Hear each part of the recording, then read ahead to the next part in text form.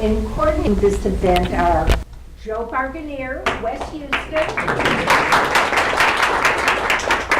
Ann Gillis, the Lodge, and Van Lee, the Vietnamese. Tonight, in honor of this favorable event, the national headquarters is letting us offer the first year's membership at a 20% discount. Membership is included in the corresponding affiliated local group.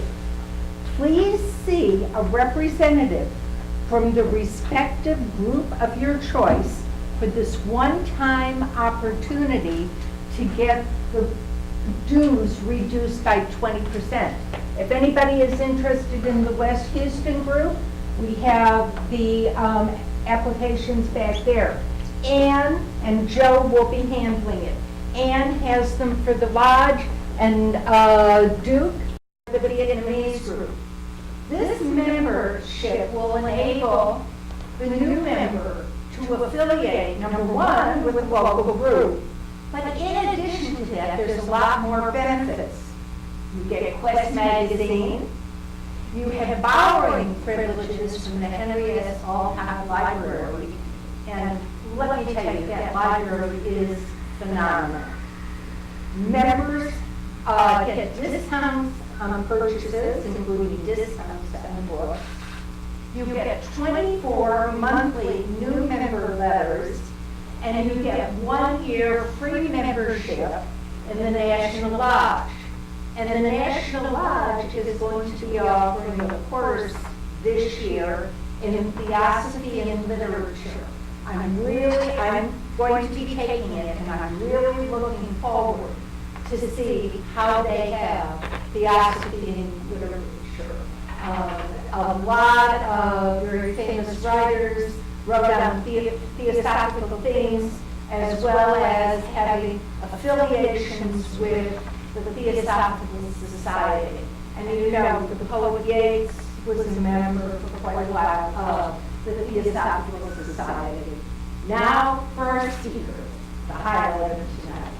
25 years ago, I met Tim Boyd when he came to Denver to speak at the study center there.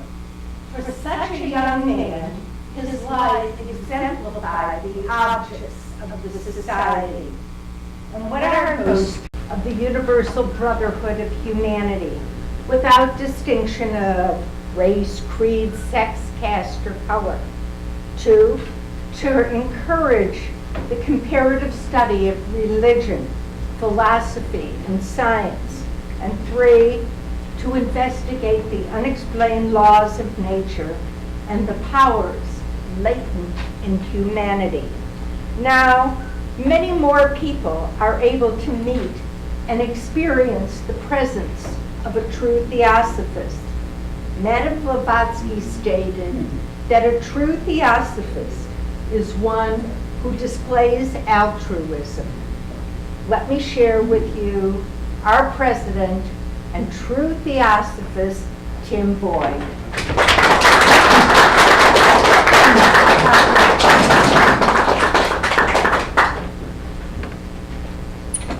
Thank you very much, Barbara. So it's very good to be back in Houston again. I was here 2 years ago. I was trying to remember exactly how long ago for the 100th anniversary of the Houston branch.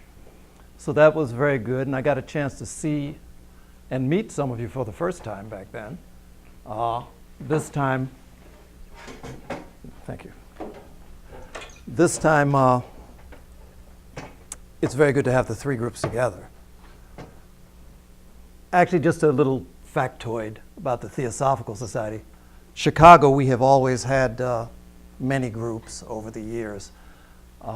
Actually, in Chicago, there are more members than any place else in the country. But do you know, in Chicago, we currently do not have a single group operating in the city of Chicago. Here in Houston, we have 3. So you're doing something right. So you should be proud of it. Wanted to talk this evening about a few things. you'll forgive me if I don't use very complicated language when I speak about these things.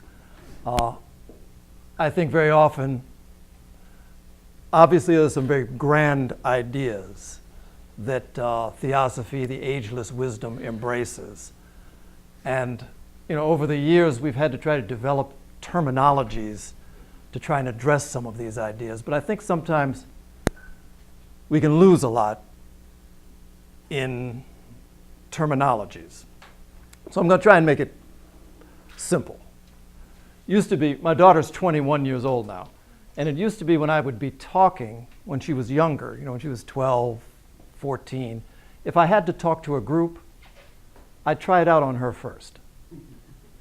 And if at 14 she could grasp it, then I knew I was doing something right. I heard a quote just the other day, Pablo Picasso. He said when he was a young man, he was a virtuoso as a child, as a teenager, and he could just paint and draw anything. He said as a young person he could paint like Raphael. But it wasn't until he got into his 80s that he learned how to paint with the simplicity of a 5-year-old. I admire that. So anyway, this evening the topic is the wisdom of now. And really I want to talk a little bit about this whole idea and something about self-development, what that might mean and where there might be some problems with that whole idea. But let me start out like this. Any spiritual tradition that you look into, all of them have their stories, creation stories, all sorts of stories are involved in the world's spiritual traditions. But if you look, probably every single one of them has something that might speak to some idea about a golden age. About a time when things were really right in the world. About a time when people were in tune with nature and in tune with each other. And you have these sorts of stories, any religion, any spiritual tradition you look to. Obviously in the West, you think Adam and Eve, the Garden of Eden, all was perfect until. And there's always that until, because clearly when we think in terms of golden ages, generally whatever time it is we're living in, that's not the time. You look at it right now, if this is the golden age, we are in deep, deep trouble.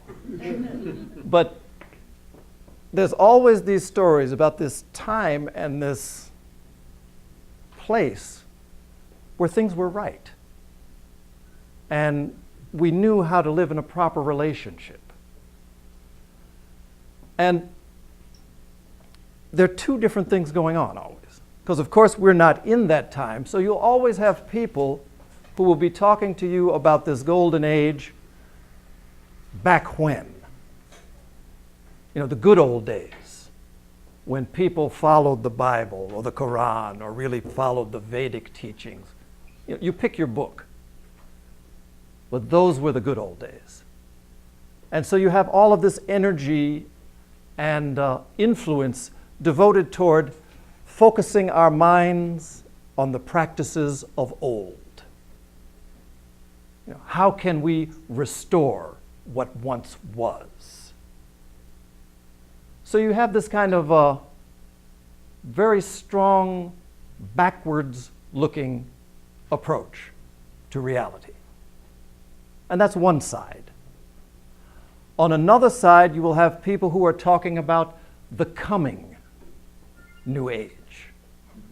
The day when, whatever it is, when the Messiah will come and we will all see things clearly. Or the day when we will reach this period where once again we find the right way, right relationships among human beings and with nature. And so you have this particular group where their influence is equally out of this moment, focused on some distant future. And there are all sorts of groups like this. I am really surprised because I think even with the Jehovah's Witnesses, many of them have put specific dates and times when this change is to have occurred. And very large movements of people awaiting that date, and somehow or another the date comes, nothing in particular changes, and I don't know how they managed to do it, where they create a new date. Well, it wasn't 1975 after all, it was the year 2000. So some of these groups have had multiple dates that have come and gone, and the golden age hasn't arrived, but people still believe. I don't know the answer to that, why that occurs like that. But you have these future-oriented view toward this time of peace and well-being. And so often you have people who are focused on breaking with the traditions of old, discarding them. And the focus now has to be on something completely new. And so you have these two polarities, all focused on this one vision of what it would be like to live in harmony. Probably most of the people in the world fall into neither one of those groups, because I think probably most people don't have time to take time away from just the struggle to keep alive to focus on either one of these golden age concepts. But there's a different view that's out there, and it's one that I think has a great merit. It's one that I think falls within the sort of worldview that theosophy might embrace. It was expressed quite clearly by Buddha during his lifetime. One of the things that he said was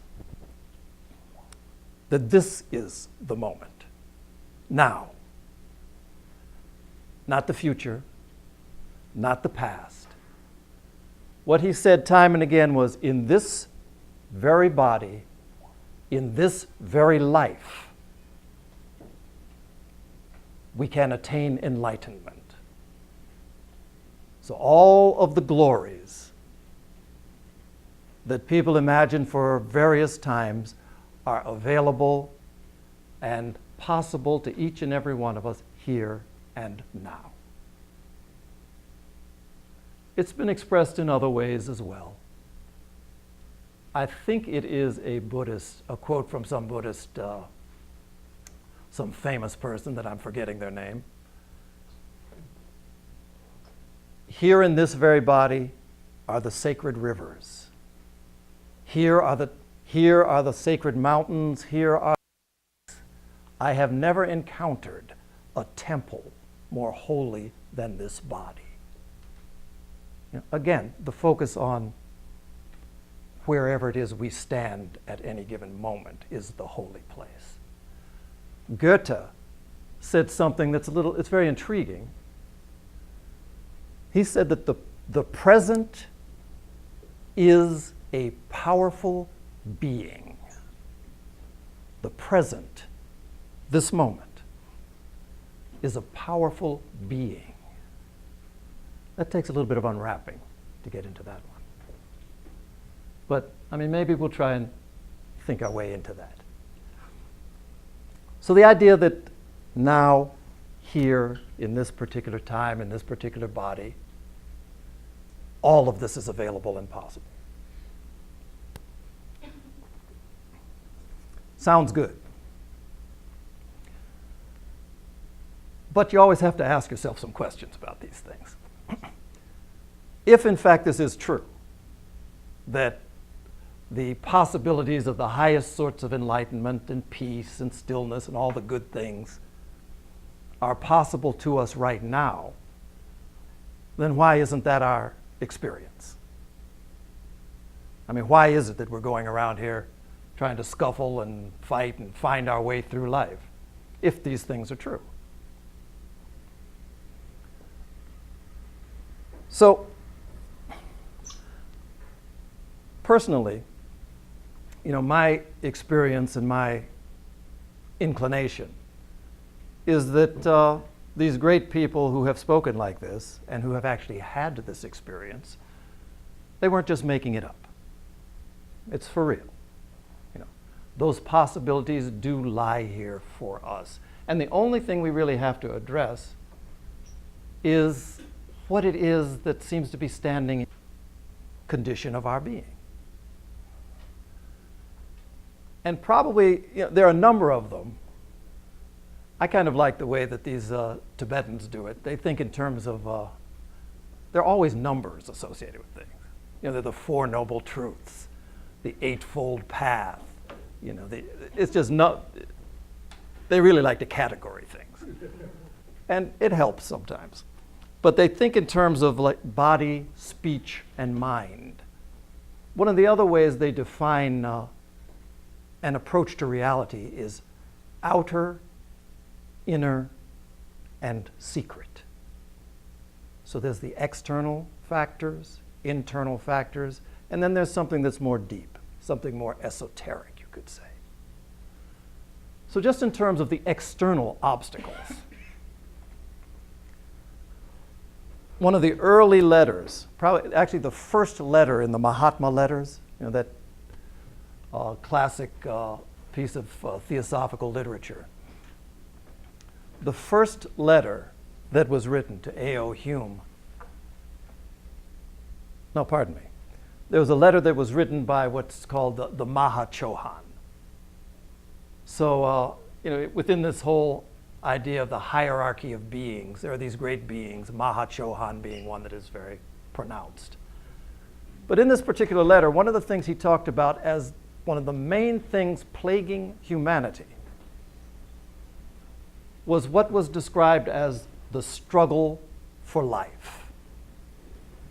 That you look around the world, and what is it that seems to be occupying people to such an extent that even the most basic attempt at stilling the mind, at sitting down to meditate, at offering up our thoughts in prayer, that even those things are obstructed. And so what he put his finger on is this whole idea that there is this intense struggle that most people find themselves engaged in. At its most dire level, it's just a struggle to make it through to tomorrow, you know, to be able to have enough food to eat.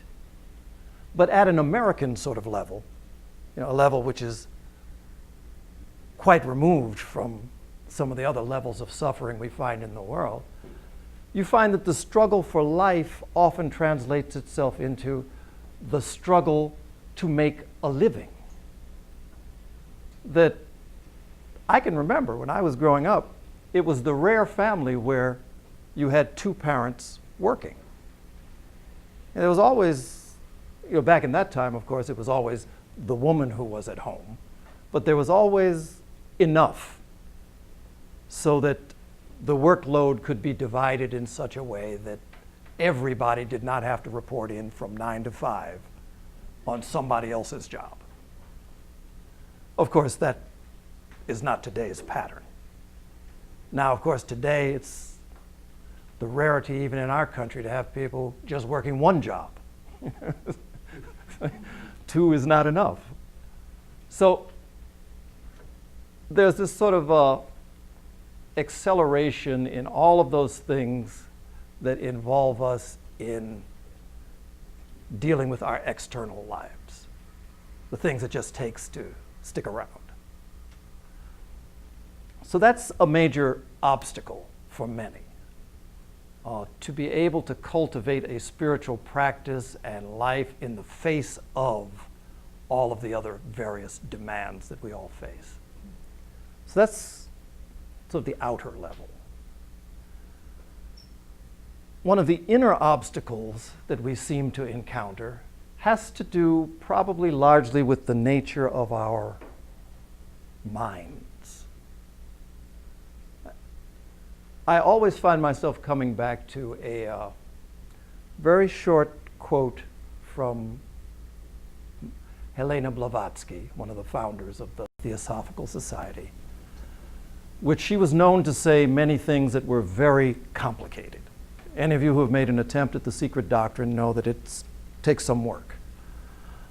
She liked to say things, and she never felt you should use one word when you could use 10. So it was a different way of describing things. But one of the things that she said, which I found quite profound, it was also quite brief and quite simple.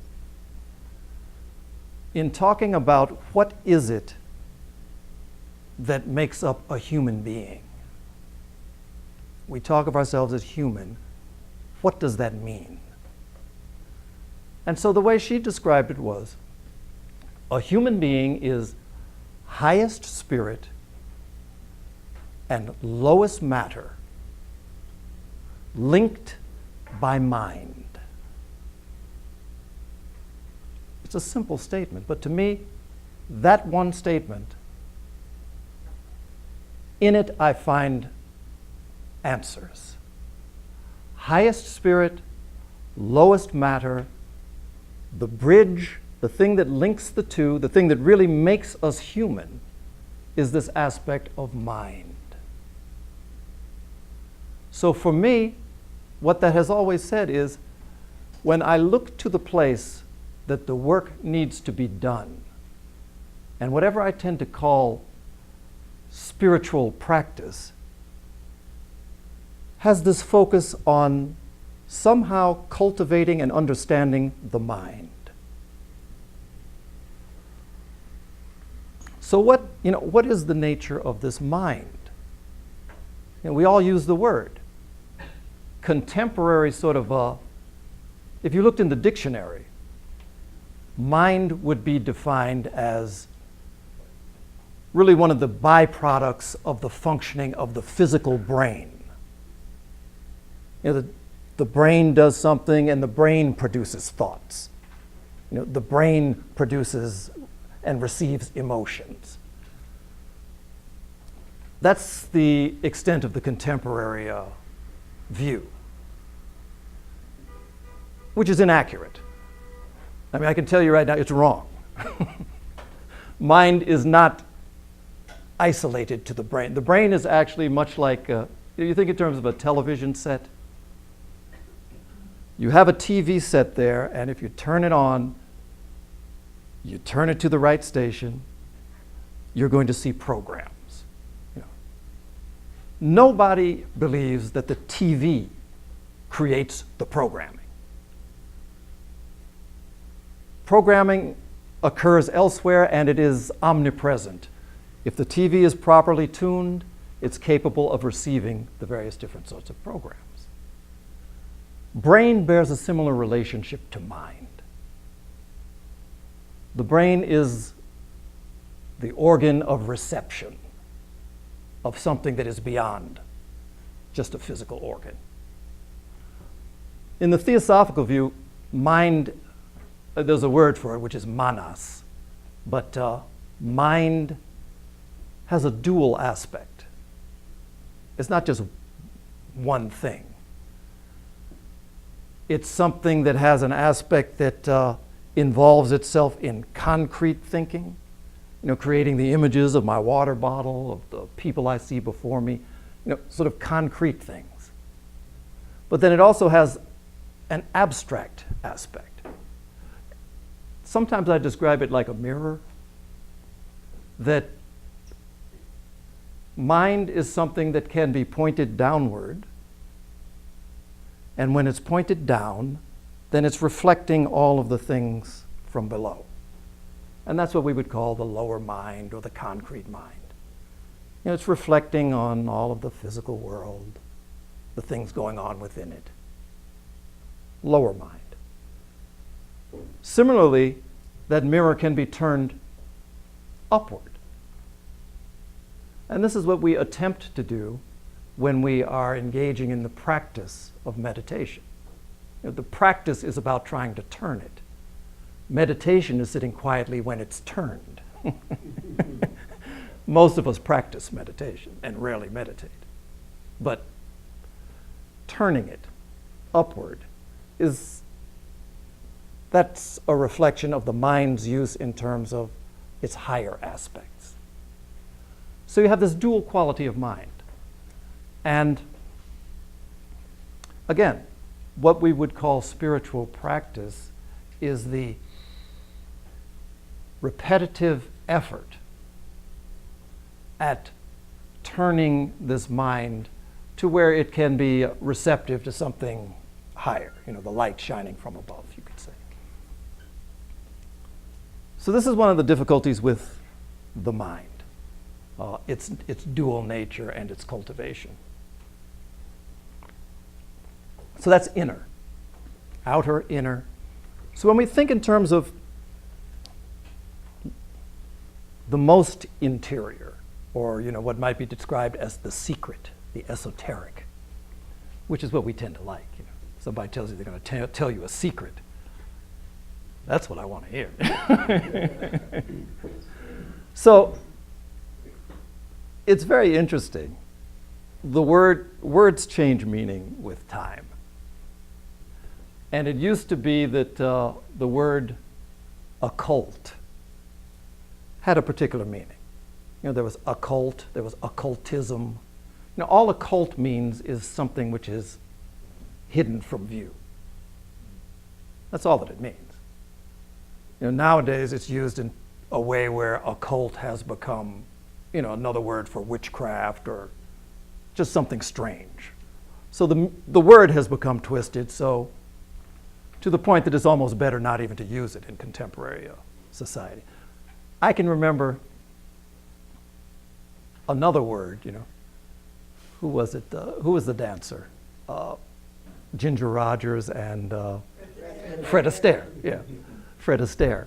And I remember, what was the song he sang about once I was happy, once I was gay, So he's talking about, being gay was a word that meant, I'm happy. And of course now that's another word that has taken on a new significance. So, people now watch Fred Astaire in that same movie from the 1930s and say, I didn't know that about him. It's like, oh, really? Because, we're getting lost. The Theosophical Society's emblem, it's a multitude of symbols involved, one of which is the Seal of Solomon, the six-pointed star, which became the symbol, which after the Theosophical Society's founding became the symbol for the nation of Israel. Also within that is the snake swallowing its tail. You have the Ankh. And then you also have another little symbol, which to this day, if you travel throughout places in Asia, I remember I was in Korea not too long ago, and I was driving down the road and I was going to go to a particular Buddhist temple. And of course I could not read Korean, but the signposts that would direct you to a temple, a Buddhist temple, always had the same symbol. And the symbol that was up there was the swastika. The swastika was the symbol for the Buddhist temple. And very frequently you'll see statues of the Buddha with a swastika at the heart. This was part of the Theosophical Society's emblem as well. It's something that virya, for this sort of motion, which is one of the fundamental, it's one of the things that is eternal. Space, motion are things that are always there. And so this symbol speaks of like the motion that takes place in the creative process. I just say that because these words become reinterpreted, these symbols take on new meaning in new ages. But in speaking about that which is hidden within us, and which is probably the main obstacle to any of our sense of connection with the one life. I gave a talk not too long ago, and I wanted to come up with a little humble title for it. So what I called it was The Solution to All Problems. I figured, might as well start small, It was amazing, because a lot of people came, but I came here because I want to know what is the solution to all problems. I've got a few, But, at first, you say something like that, and it's like, okay, is this a bait and switch sort of thing where you're going to sell it as one thing and be something else? But no. Really, when you get right down to it, the basic cause, there is a cause for all of the things that we experience that we might call problems in our lives, in our neighborhoods, in our world. And if I had to put it in a sound bite, that problem would be 2 words: wrong identification. Identity theft is a big thing nowadays. We have identified ourselves incorrectly and have made an attempt to live that out in the world, these false identities which we have adopted. That is the source of all problem. And to say that, I see some people shaking their heads saying, that makes a little sense, but here's how it works. And I'll use an example that probably all of you are familiar with, because it happened to everyone. I don't care who you are, even if you walk on water, somehow or another, you were born. Even if you were an immaculate conception. I don't know about all of you. If you were an immaculate conception, still you were born. And so there's a process that comes with that simple act of arriving at this place through the avenue of a normal birth. And here's how it works. You're born, and prior to a body coming into this world, there's something that no matter what your particular belief is, everybody believes or feels there is something, whether you call it a soul, whether you call it energy, something that pre-exists the appearance of this body, something that associates itself with this body, that animates it, and that brings this body to life. And so this soul comes into this world, it associates itself with the body, is born into the world. And right then is when the process begins. So what happens is, at least in my time, when the baby was brought out, first thing the doctor would do is smack it. Make sure you're breathing, and so that's why you always hear the baby, ah! Pow! So, in my case, after that fellow who I never liked after that, Dr. Goldstein, after he smacked me, first thing they're going to tell is the baby's gender. Of course, now they do that months in advance with ultrasound. First thing that's said, this is a boy. And because I'm a boy, and I'm born into this particular culture, immediately there's a certain band within which I have to operate to be normal, to be accepted, to be part of the cultural fabric of the place that I'm born into. And so, I often say, if I had been someone who had a real desire to wear my mother's clothing, or to play with pretty pink dolls, it wouldn't be encouraged. It would be actively discouraged, because that's not how male children in 20th century America behave. Or that's not how we're going to allow them to behave.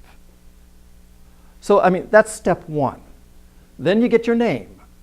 I'm Tim and I'm a Boyd. And the Boyd family, like whether it's the engineer family, whether it's the Earl family, whether it's the Atiyah family, everybody's family, they've got a whole history and a whole bunch of folks they do like, a bunch of folks they don't. other places in the world, if you're born and you get a particular name, you stand up tall, you point your finger, and you tell people what to do. You're born to command by virtue of this accident of birth. If you have a different name in that same town, city, or society, your role would be to serve. You keep your head low. You take the orders. And that's the fact of your birth. A soul in one body, a soul in another body. The soul is gender-free. The soul is not American, it's not Chinese, it's not Vietnamese, it's not from Ghana, it's not from any place. But as soon as this process sets in, this is what starts to happen. You get a nationality. Tim Boyd the American now. You get a religion. And on and on and on and on and on. You know the process. And there's nothing particularly wrong with that. That's what happens. But it begins with the people around you and the setting you find yourself in impressing this upon you. So that every time I showed up, oh, what a beautiful boy, Tim, oh man, born in America. After a while, and it doesn't take long at all, this new soul to this world is not just a matter of other people saying this is who you are. At a certain point, you start to say, this is who I am.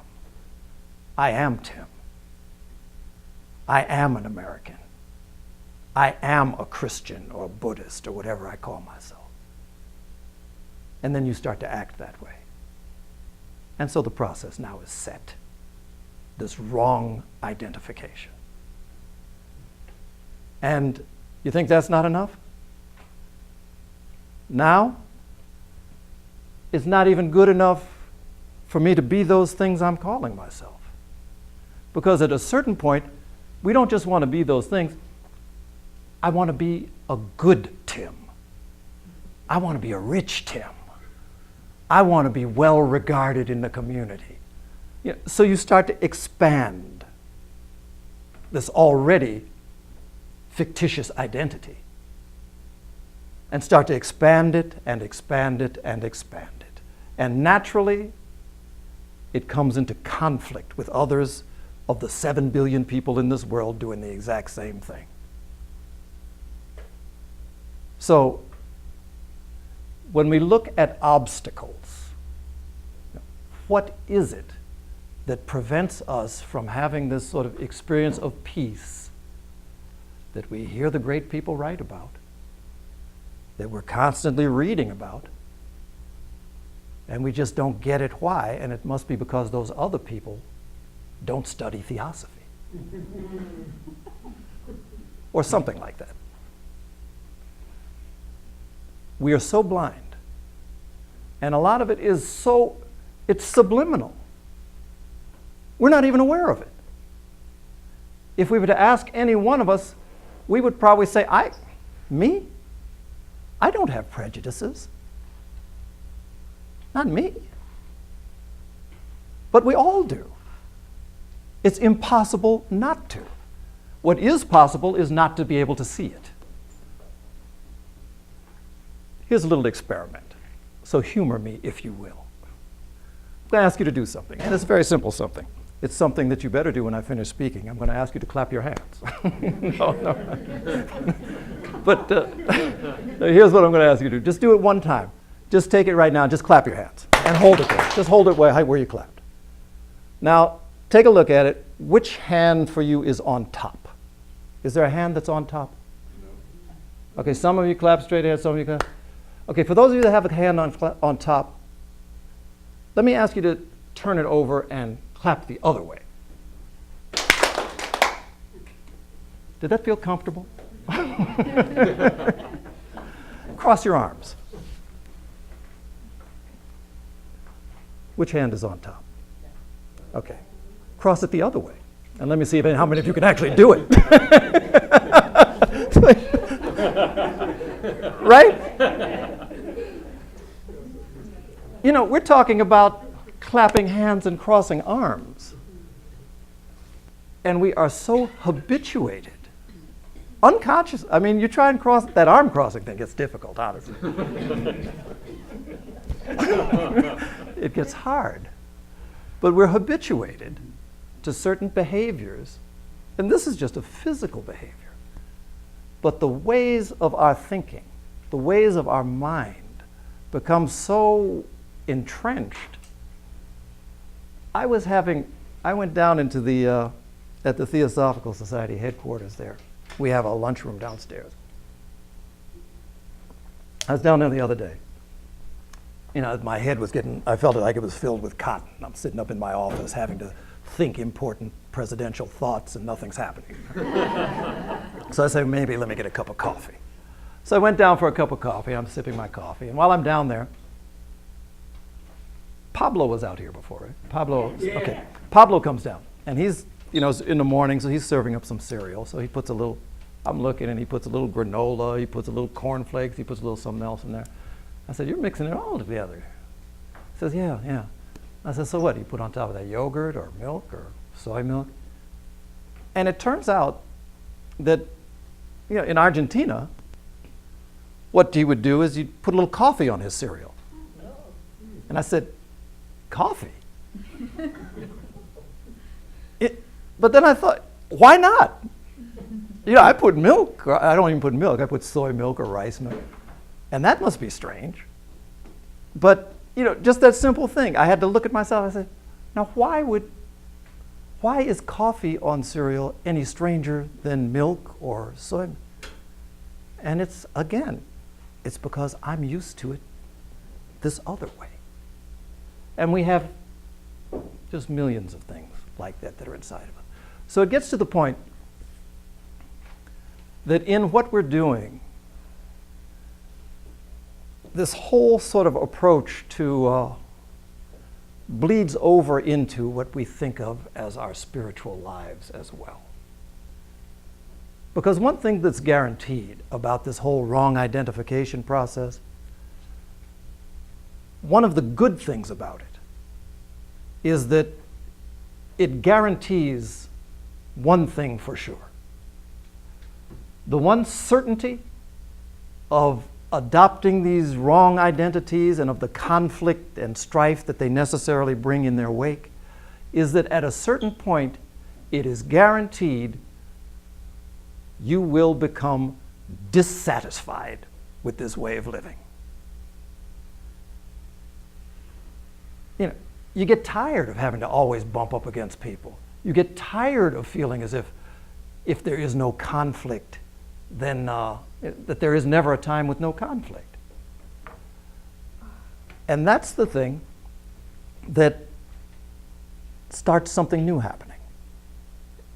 That's the beautiful part, really. Because when we get tired enough of a thing, we will search, we'll begin a search for some way to do this thing differently.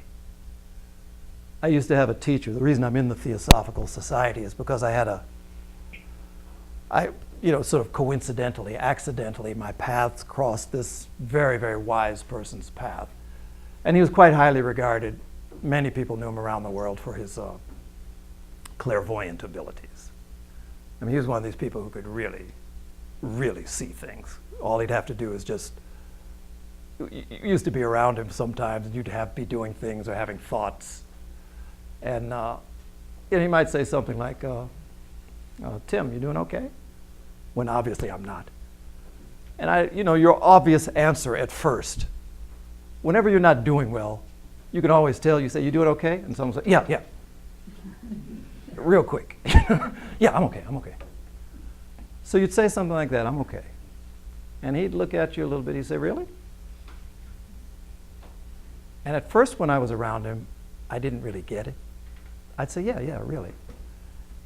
And he might give you that third time, where he'd say, you sure?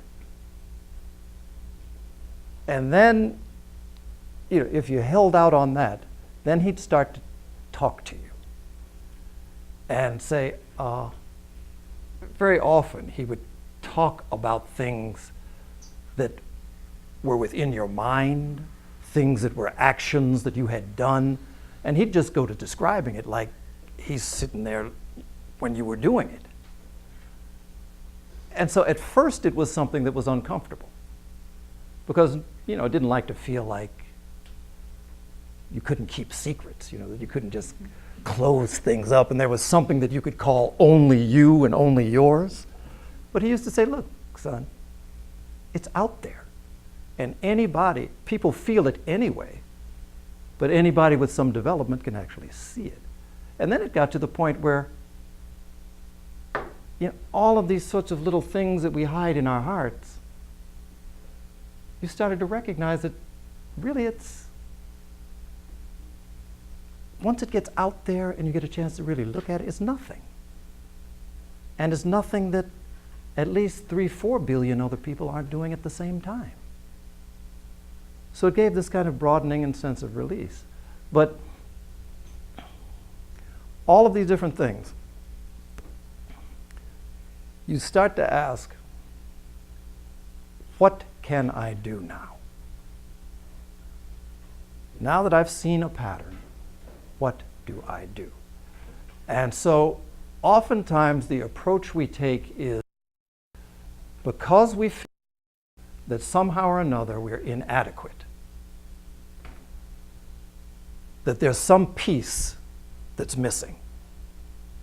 The approach we take, if you were to call it something, you know, if you use like the terms of arithmetic, we would say that we've become engaged in a process of addition, where I'm looking for that next teaching that I can add to myself that's going to fill this hole. I'm looking for the teacher. I'm looking for the guru. I'm looking for the meditation practice, the workshop, the lecture, the talk, the spiritual movement that will fill this hole and be this piece that I feel is somehow missing. And initially, the process tends to run along that line, where, you know, very often when people first feel some sort of sense of dissatisfaction, some sort of opening, some sort of search, oftentimes you found people bouncing from one practice to another, from one religion to another, from, you know, that's normal. But if I were to say what the arithmetic should be, and really the only arithmetic that will be workable, it's not adding more and more pieces to this already bloated, false identity. That's not what's going to do it. The arithmetic involved is one of subtraction, described very neatly and very accurately in Sanskrit. The words to describe this process there are neti, neti, which means not this, not this. I mean, it's the same word. I often say it sounds so nice, they have to say it twice. Neti, neti. So, what does that mean in terms of us looking, regarding ourselves, doing the work? Simple. Just, you know, you can actually reverse this process of birth. You know, so it's way out here. So right now, Tim Boyd, President, Theosophical Society. So the question is this who I am? And you look. And, you know, tomorrow, that might not be true. I might come to Houston, they say he did a bad job, let's get the bum out of there. And he's gone. He was riding high, but then look what happened. It'd be just like one of these televangelists. So, obviously, that isn't the defining identification for who I am. And you know, you track it back and back and back. Theosophus, yeah, I mean, that's my path, but I could be something else. In fact, if Bill Lawrence, the fellow that I had met and who told me all these things and got me started, probably if he had been a Buddhist, I'd be up here talking to you about Buddhism. Or if he had been, a Vedic scholar, I'd be talking about Vedic approach. So that, not this, not this, not this, and you can just strip it right on down. The basic question, I guess, is who am I? What's the essence? And it's like peeling an onion. It's not this layer, it's not this. And you can get to a point where you peel it right down to that last layer. And when you peel that off, then what's left? And, probably we could put a word or two on it, but it would be incorrect. So when that layer disappears, what remains and your experience of it is what I'm speaking of when I talk about wisdom, the wisdom of now. This whole process that we engage in of addition is what I would call self-development. As I'm recalling it, the talk is the wisdom of now beyond self-development. Self-development in terms of what we speak of as a spiritual practice is only mildly different from self-development in terms of the fellow in the gym over there pumping iron, building up muscles, building up a stronger body, building up something else that's going to die and perish and wash away. It's a higher form, obviously. And I by no means am saying that we do not need to develop the tools that we describe as the self. There have been many, many great people who have come into the world. And there's this expression that bees are drawn more easily to honey than they are to vinegar. So it's not to say that there is no value in a developed self, because obviously there is. I mean, the powers of mind to see clearly, the regulation of the emotions so that we have a rich and expansive emotional life, the development of the body. A strong mind in a strong body is one of the requirements. Because if the body fails us, there's not a whole lot that we can't touch others, we can't reach others. So you have to keep all of them fit. But to have that as the focus of our development is where we fall down. And that's one of the things that excludes us from, prevents us from the experience of true wisdom. We mistake knowledge for wisdom. Knowledge is not wisdom. Knowledge doesn't even approach wisdom. You can be as knowledgeable as you want. Some of the greatest tyrants in the world were extremely knowledgeable people, well-read, loved the arts, cultured people that murdered millions. So it's not about knowledge. A fact is a very small thing. It's a fact that this shirt is black. So what? What's that going to do for you? But there's this sort of hierarchy. There's knowledge, and there's something that's more profound than knowledge. Understanding. When we start to understand, we've reached another level. 2 + 2, that's knowledge. You can remember all those sorts of things, and it's just memory. 2 × 2 is 2, is 4, pardon me. Please don't tell my second grade teacher I said that. 2 × 2 is 4. I was just testing you. 2 × 3 is 6, on and on. But when you get to, 4,782 times 125.5 and you do that, it's because you've understood a principle. There is some greater thing within which these isolated facts exist that brings them together. And that's a function not just of mind, then it's a function of some higher functioning as well, which is spoken of as the intuition. Buddhi in the theosophical language. Understanding. But beyond knowledge, beyond understanding, is the thing that really separates the normal human being from the ones that we describe as the great ones. Those ones that throughout the ages people point to as exemplars for the human race. You know, the Jesus, Muhammad, Krishnas, Ramana Maharshi, you know, all the sort of people who have come through this world and have spoken almost as if with one voice certain truths that are deemed to be wise. And wisdom, again, it's of another order of things. Wisdom you could describe as the perception of that which is real. That which is real.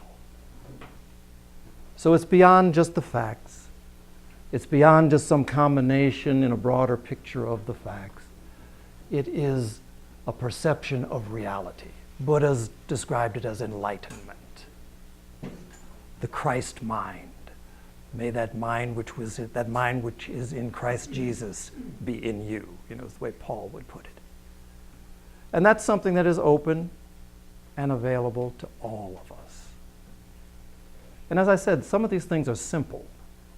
We make a mistake if we ever think that simple means easy. And I think we like to feel that that's true. It's not. I have been told by people who I believe know that Einstein's theory of special relativity is simple. I have to believe him because I don't know. But wisdom,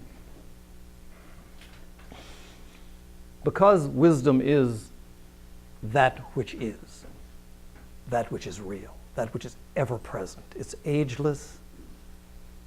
It has no form.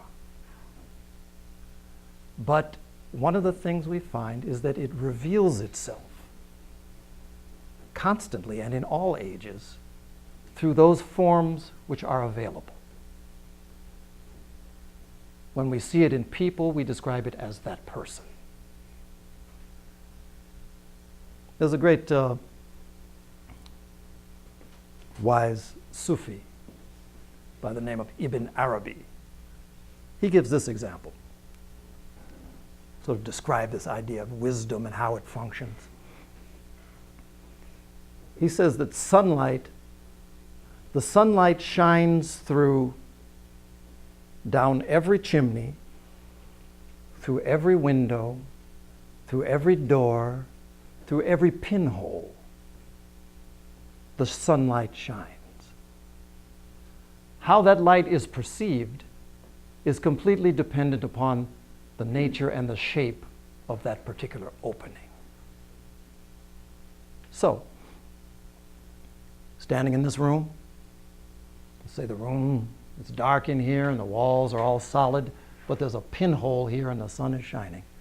To us, that wisdom would appear as that pinhole of light, because that's all that's available. When we find these great beings, or when we have our own moments, which occur to everybody, where for some reason, unexplained to us, we find ourselves standing on the back porch of the house, some lovely summer or spring day, and the air is just right, the sun's going down, and for whatever reason, for a moment, some sense of like a deep happiness or joy wells up inside of us. And for a moment we're not plagued by all of the thoughts that are concerning us about the job, about the family, about the countless list we all carry. For that moment. And then just as quickly as it comes, normally what drives it away is we might suddenly notice that we're peaceful. It's like, oh, what was I doing to do that? And bye-bye peace, you know, just as easy as that. But it comes, it visits us, stays a while, and goes on its way. And we don't know why. But I could say this. First of all, those moments, which can occur in meditation, they can occur mostly outside of meditation, is our glimpse of that which is real. And the reason we're able to see it, and the reason why for a moment we feel ourselves suffused with happiness or joy, what is the missing element? What is the obstacle? What is the thing that for a moment is not there blocking our experience when those moments occur? The simple fact is this. In those moments when for whatever reason this whole fascination and self-involvement with self drops away, whether it's because we just got fascinated with the sunset and stopped thinking about ourselves for a moment. At those times when that self-absorption dissipates, those are the moments that you will look to and you will describe as, at that moment, I was happy. At that moment, I felt peace.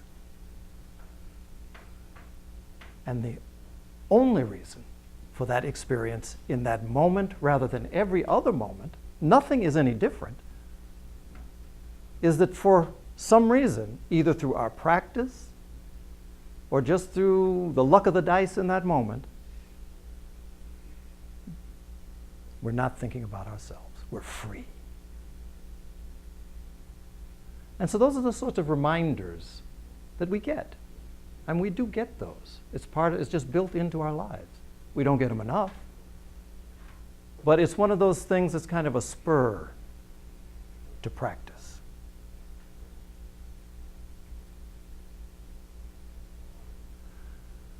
Probably a lot of other things I could say. But if I were to say it all now, why would we have these other two meetings?